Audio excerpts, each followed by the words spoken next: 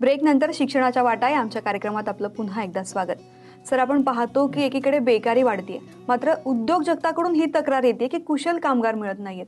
मग या दोन्ही गोष्टींकडे तुम्ही कशा पद्धतीने बघता आणि हे बदलण्यासाठी काय करायला हवं? बरोबर आहे.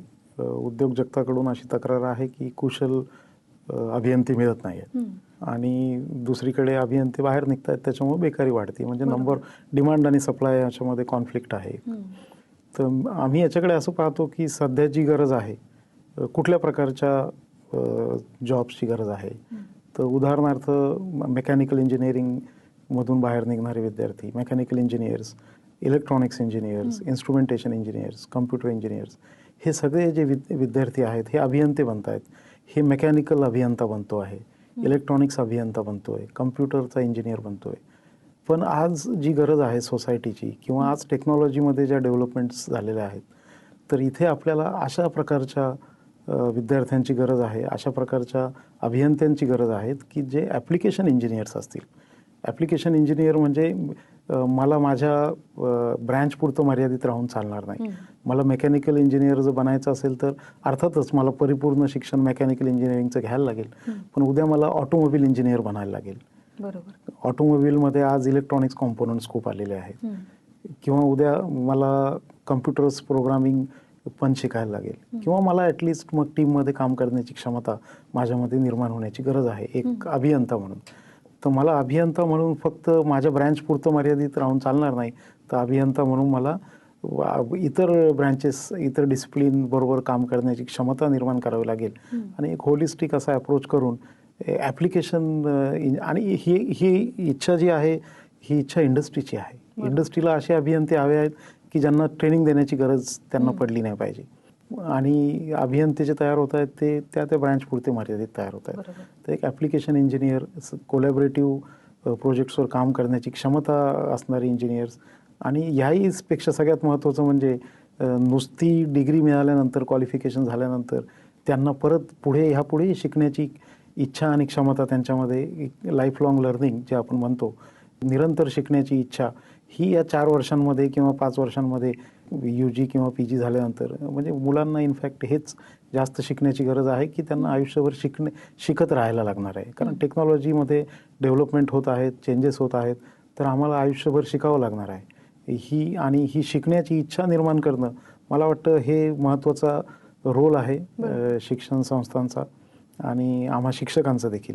आम्हाला विद्यार्थ्यांना इन्स्पायर करावं लागेल लर्निंगसाठी आणि लाईफ लाँग लर्निंगसाठी त्यांना कल्टिवेट करावं लागेल. आणि जर ते लाईफ लाँग लर्निंग मोडमध्ये गेले तर डेफिनेटली मला असं वाटतं की इंडस्ट्रीची पण तक्रार राहणार नाही आणि जॉब नाही अशी पालकांची किंवा त्या विद्यार्थ्यांची पण तक्रार राहणार नाही.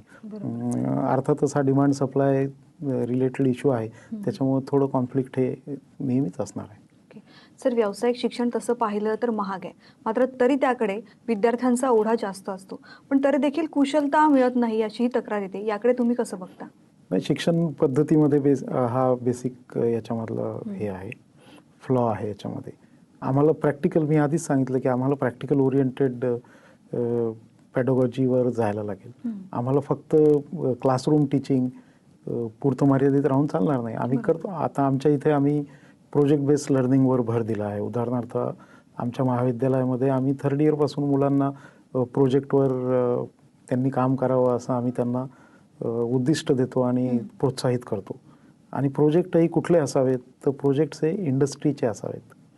म्हणजे एखाद्या कंपनीमधला किंवा आसपासच्या कंपन्या आहेत, इंडस्ट्रीज आहेत, त्यांचे जे लाईव्ह प्रॉब्लेम्स आहेत त्याला सोल्युशन देण्याचा प्रयत्न विद्यार्थ्यांनी त्यांच्या प्राध्यापकांच्या मदतीने जर केला तर ह्यातून म्युच्युअल बेनिफिट आहे. इंडस्ट्रीला ह्यातून असा बेनिफिट आहे की ज्या गोष्टी त्यांच्या रुटीनमध्ये त्यांना करता येत नाहीत, कामाच्या त्यांच्या व्यापामुळे करता येत नाही, वेळ कमी आहे त्यांच्याकडे, तर तिथे आमचे विद्यार्थी जर त्या प्रोजेक्ट्सवर काम करू शकले तर विद्यार्थ्यांसाठी बेनिफिट असा आहे की त्यांचं लर्निंग जे आहे त्याचा दर्जा वाढेल आणि क्वालिटी ऑफ एज्युकेशन वाढेल आणि ते बरंच काही शिकतील, ज्याचा कालांतराने नक्कीच त्यांना फायदा होणार आहे आणि एक माइंडसेट तयार होणार आहे. आणि महाविद्यालयाला त्यातून असा फायदा होतो की महाविद्यालयाचे प्राध्यापक हे ह्या माध्यमातून स्वतःला इंडस्ट्रीशी कनेक्ट करू शकतात आणि ते देखील इंडस्ट्रीला सोल्युशन प्रोव्हाइड करणारे म्हणून पुढच्या काळामध्ये कॉन्ट्रीब्यूट करू शकतात. आणि त्यांचं पण टीचिंग लर्निंग प्रोसेस जी आहे ती जास्त एन्जॉयबल होईल. आणि इन ऑल जर आपण विचार केला की हे सगळं एन्जॉयबल जर करायचं असेल तर आम्हाला हे सगळं करावं लागेल आणि इंडस्ट्री आणि अकॅडमी या पार्टनरशिपमध्ये काम करावं लागेल. कारण अभियंता हा मुळातच रिअल लाईफ सिच्युएशन आणि लाईव्ह प्रोजेक्ट्सवर काम करण्यासाठीच अभियंत्याचा रोल आहे. सर, ग्रामीण भागातच जर दर्जेदार शिक्षण मिळालं तर शिक्षणातील अडचणी कमी होतील का? तुम्हाला काय वाटतं? अर्थातच कमी होतील. दर्जेदार शिक्षण ग्रामीण भागात किंवा मेट्रोजमध्ये किंवा मोठ्या शहरांमध्ये कुठेही मिळालं तर अडचणी कमी होतील. बरोबर.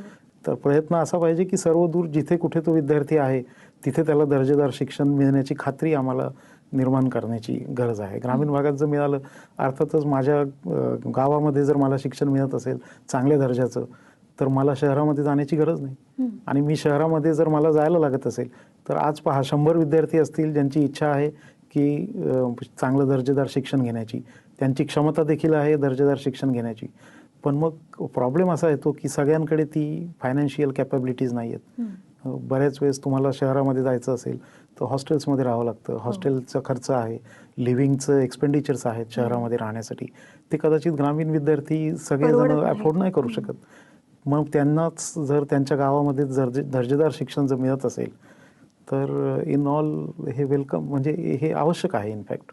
बरोबर. म्हणजे दर्जेदार शिक्षण जर ग्रामीण भागात मिळालं तर अर्थातच चांगले अभियंते निर्माण होऊ शकतात. हो, आणि मोठ्या संख्येने निर्माण होतील. आणि एक आमचं असं पाहण्यात आलंय मागच्या 20 वर्षांमध्ये की ग्रामीण विद्यार्थी हा खूप रॉ असतो आणि तो झोकून देऊन काम करतो. बरोबर. आणि तो तेवढा स्मार्ट नसतो की त्याला रिटर्नमध्ये काय मिळतं याचा विचार करत नाही. स्मार्टनेस हा चांगला आहे, पण जर एखाद्या विषयामध्ये तुम्हाला उंची गाठायची असेल, त्या विषयाच्या खोलात जायचं असेल तर झोकून देण्याची तुमची तयारी पाहिजे. आणि ग्रामीण विद्यार्थी हा नेहमी रेडी असतो त्यासाठी. तो आणि अतिशय आमच्याकडे अतिशय ग्रामीण भागातून आलेले विद्यार्थी आहेत. त्यांनी पुढे खूप काही आयुष्यामध्ये त्यांच्या मोठ्या मोठ्या अचिव्हमेंट्स केलेल्या आहेत. तर अर्थातच ग्रामीण भागात चांगलं शिक्षण मिळालं शाळांमध्ये, आताही ते मिळत असावं, पण मग नंतर इंजिनिअरिंग कॉलेजेस किंवा त्याच्या पुढचं हायर एज्युकेशन याच्यामध्ये काही मर्यादा आहेत. ते जर मिळालं, ते प्रॉब्लेम्स ॲड्रेस झाले तर डेफिनेटली याचंच वेगळं चित्र आपल्याला पाहायला मिळेल. नक्कीच सर, या सगळ्यावरून एक लक्षात येते की शिक्षण पद्धती ही जी आहे ती चांगली करण्यासाठी आणि त्यासाठी शिक्षकांनी, अभियंते निर्माण करण्यासाठी शिक्षकांनी एफर्ट घेणं जास्त गरजेचं आहे आणि विद्यार्थ्यांनीही झोकून देऊन काम करणं फार गरजेचं आहे. सर, तुम्ही आमच्या कार्यक्रमात आलात आणि आम्हाला इतकं छान मार्गदर्शन केलं त्याबद्दल तुमचे खूप खूप आभार. मला बोलवल्याबद्दल धन्यवाद. शिक्षणाच्या वाटा या आमच्या विशेष कार्यक्रमात इथेच थांबतीये. नमस्कार.